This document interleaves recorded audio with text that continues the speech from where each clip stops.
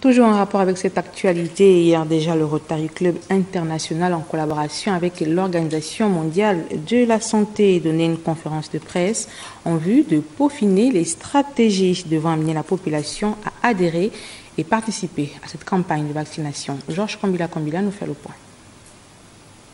Les responsables en charge des questions de santé et le Rotary Club International uni pour la lutte contre la poliomyélite.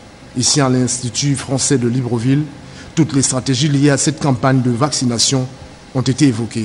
Les problèmes que nous rencontrons essentiellement dans la couverture de tous les enfants en termes de vaccination sont essentiellement dans l'offre de services.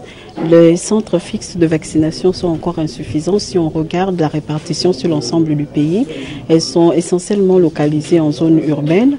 Donc il faut pour cela faire des stratégies avancées pour aller vacciner les enfants en zone rurale.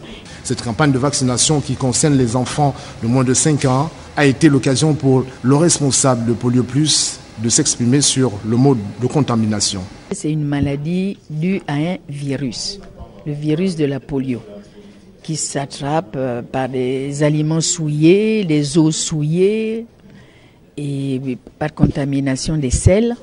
Orofécales, c'est-à-dire des selles qui sont infestées de virus.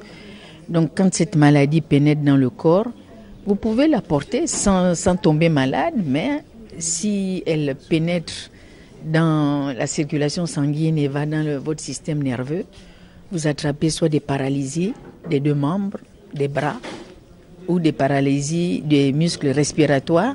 Le représentant de l'Organisation mondiale de la santé a indiqué le bien fondé de cette action d'ordre social.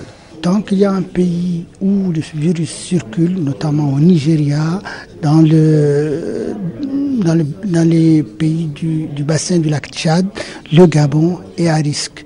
Le Gabon est à risque parce que sa couverture vaccinale n'est pas élevée, parce que les campagnes de vaccination de masse qui viennent en renforcement du PEV de routine ne sont pas organisées de façon régulière. Pendant 3 jours, les équipes de vaccination sillonneront domiciles, écoles et structures de santé publique.